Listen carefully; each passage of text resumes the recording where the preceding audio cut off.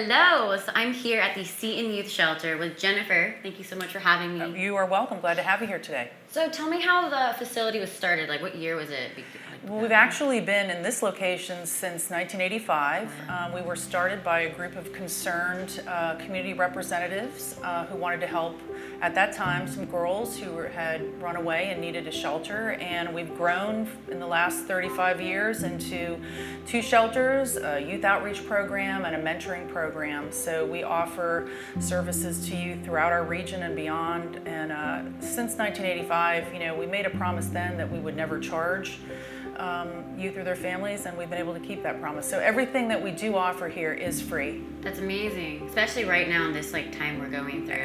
Absolutely. So important. Absolutely. This is the boys' shelter. This is the boys' house. That's awesome. I'm kind of sad with the I always tell folks it's like your house, just on steroids. It's a little bit bigger because we've got more kids than most families have. Not all, but most. We have room for 10 boys here. But yeah, it's like any other, I think, family's home. We really work hard to have a home environment, although we've got a pretty structured program and counseling involved when the kids are with us. But That's yeah, awesome. it's our boys' house. That's the first thing when I walked in. I was like, this feels like home. Like, there's a pool table, there's a piano, there's a nice little couch area. Like, it just feels like a very all right. And that's our goal. So I'm glad that you felt that way when you came in. That's good. It's good. So I know there's a funding issue. So tell me a little more about that. We've actually got 2 funding issues right now. The COVID pandemic has certainly not missed Hampton Roads and not missed Seton. Unfortunately, we, like many other nonprofits, are really struggling within the first few weeks of the announcement that our country was in the middle of this pandemic. We went through kind of our projected revenue and realized that with the cancellation of our special events and the forced closure of one of our largest donors, that we had just lost about $350,000 overnight. And we know that we'll continue to see issues in the community as folks struggle to meet their own mortgages and pay for food and essentials. They won't be able to help us like they typically do. Exactly, and that's just because people are really focused on helping themselves right now, which is not necessarily a bad thing, but people sometimes forget about nonprofits. And from my understanding, there's no government funding right now for nonprofits. There's no specified kind of Yeah, there are some emergency programs, but everything takes time and things happen very quickly. The community was impacted very quickly, and we're certainly a part of that community. So even those programs that are out there, you have to make certain that you fit the criteria, and then there's the application process and the wait time to find out if you may receive some funding, and then when those funds might be received. So that could be several months. So it's a big challenge for us to try to keep our doors open and stay in operation during this time. And on top of that, we've just received news of our boys' house lease being discontinued, and we've been here for 35 years. So this creates a huge challenge on top of what we're already struggling with, pandemic and everything, to try to figure out where we'll go for our boys so we can continue providing shelter. I'm so sorry. This is the worst time for that to happen too. It really is, I think, the worst timing that you could imagine. So is there a way people can donate for this? Is there a link they can go to, or what's the situation for that? Absolutely. We are reaching out to the community. We know how challenging this time is for families and folks out there in the community. But if you do have the means to make a donation and you've ever considered it, now is the time. And they can visit our website, setonyouthshelters.org. They can go to our Facebook page, Seton Youth Shelters. They can give me a call at the office, because we are here. We're here right now, 24/7, 365. The incredible staff here is providing our services at, full operation for youth in our community, even in the midst of the pandemic. Yeah, you guys are coming in every day too. It's not just we're here when we have to come in. Right, and when we say 24/7, we mean 24/7. So staff is in our shelters 24 hours a day, every single day, no days off, no holidays for our services. That's awesome. So do you have any brainstorming ideas to help while you're getting the funding? Are you doing anything maybe a virtual kind of foundation donations? Well, we certainly are. We started working early. As soon as we sensed there was going to be an issue, we got into high gear in terms of looking at ways we could, again, keep revenue coming in. And we have been fortunate to receive some funding through one of the federal programs and also some local foundations. But, we have to keep ahead of this, because projections right now are that the economic impact from COVID is going to go on for possibly 2 years.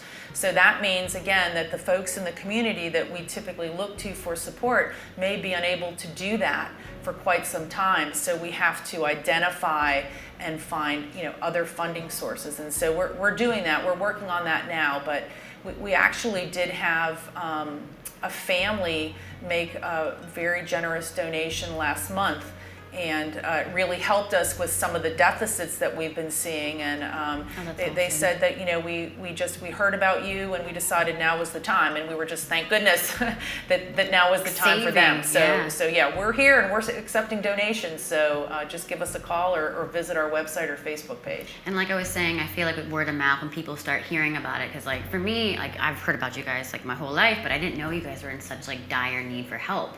So when people start talking about it and donating more, I feel like more will come. Well, and that's such an important point with Seton Youth Shelters, because unlike some other nonprofits that can do, advertising or PSAs on TV and talk about what they do with their clients, because of the nature of what we do, because we're seeing kids who come to us from all situations, we're not able to do that to protect their privacy. So we can't kind of shout from the rooftops everything we do. So anytime that we're able to talk a little bit about our programs and services, maybe one more person who's heard our name or heard something about what we do knows, that we're here, knows that we need community support. It only helps us. That's awesome. One more time, where can they donate? They can go to our website, setonyouthshelters.org, or Facebook page is really active right now. We're trying to provide kind of a give back to the community too, with tips on ways to kind of weather the COVID pandemic. So our Facebook page, Seton Youth Shelters, and on both those sites you can find my direct phone number, and I absolutely have gotten some phone calls from folks who've seen one of the stories about us or heard about what's going on and wanted to help. That's awesome. Well, thank you so much for your time. Thank you. This was amazing. Again, Seton Youth Shelters, donate if you can, please. Thank you for your time. Absolutely. Okay, so we're about to go on a tour with Jennifer right now. So yes. What room is this? It's super cool. This is our rec room, and this is kind of where you can sit and read a book, or you can play foosball or pool or talk, watch movies, game, whatever you feel like. It looks so cozy. I would just not leave. I could live here. Yeah, I know. I wish I had a room like this in my house. Same. Right? They have We also have a piano and a guitar in each shelter. We do find we have kids who either already know how to play, some have learned to play very well while they've been with us, or we've sparked an interest in music while they've been here. Oh, that's really cool. Yeah, that was the first thing that grabbed my eye when I walked in. I was like, piano. So do you have a lot of community involvement helping you out with this facility? Is it all just you guys? Well, absolutely. As we've discussed, financial support is absolutely essential, but also we have over 300 volunteers who work with us each year, not just through our mentoring program and our events, but also things like helping clean up and landscape the outside of buildings, cooking meals on weekends, holidays, special events. So, it takes a village in terms of volunteers to help keep us going. We're grateful for the support. If you want to volunteer, do you go online to do that? You can absolutely do that right from our website. Mm-hmm. Awesome. Oh, that's so cool. The foyer. I love how this is set up too, there's the arcs and everything. There's a lot of light.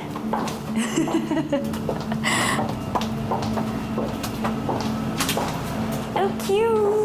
In both our shelters, we prepare, 3 meals a day. We follow the USDA food plan so that we know the kids are getting a healthy diet. And one of the things that we do here that a lot of folks don't have time to do in their lives is we eat family style around the dining room table each night. Oh, that's cool. It's a time to debrief and just talk and enjoy a meal together. I love that. And we prepare all our food right here in our boys' house and girls' house. I feel like a lot of families and kids nowadays just on their iPads or something. That's right. Yeah, we don't allow that. So you have to focus on each other and your food. Mm-hmm. I like this too. Do the kids get to help out cooking sometimes? Yes, we actually have been, especially during this time where there's no school, so kids have been learning how to make different kinds of breakfast for themselves and learning how to prepare meals. Yeah. You know, we may end up with a chef because of the time here and ability to experiment a little bit.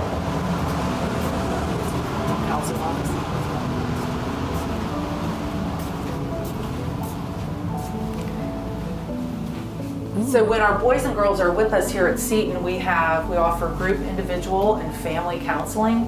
And this is just one of the offices where a small group, an individual could have counseling here. Oh, that's awesome. Yeah, I feel like that's a very important thing for like literally anyone to have. It's a part of our program.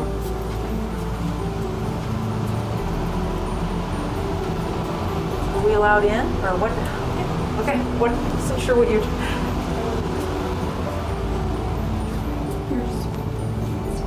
Our conference room in both of our shelters right now, we're using for our virtual classrooms. Oh, okay. So the kids are out doing activities right now, but this is our classroom for our boys' house. Okay. This is a good area to like focus in on things. And yeah, not be distracted by the foosball table and pool table, and really focus on your studies. And the video games. Yep. This is a good room for it. You want to see it? Bedroom, right? Sure.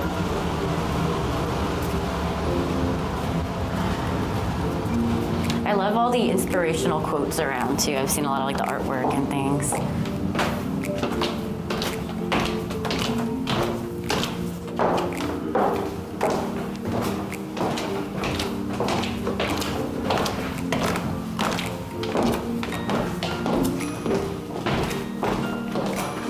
So Brady Bunch, that stairway, isn't it?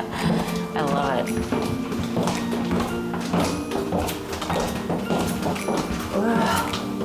I'm trying to find one. Okay, here's a good one. So,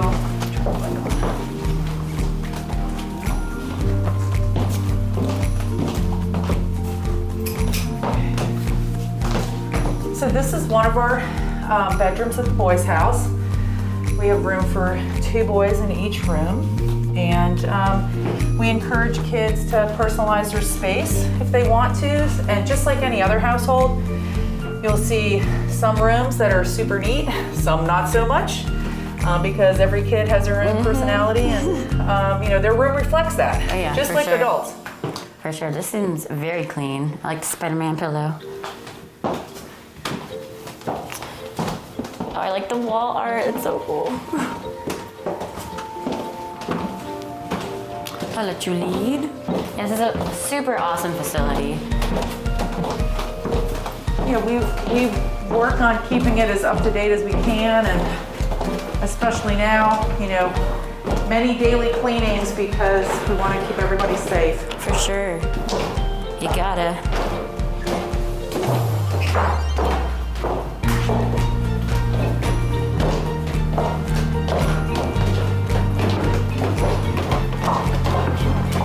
Even all like the sports stuff is so clean. Oh, there's the guitar you were talking about. My son donated that. Oh, that's awesome. Cool. Well, thank you for the tour. That was super awesome. It's very much like a home here. It was great to have you come through. Thank you.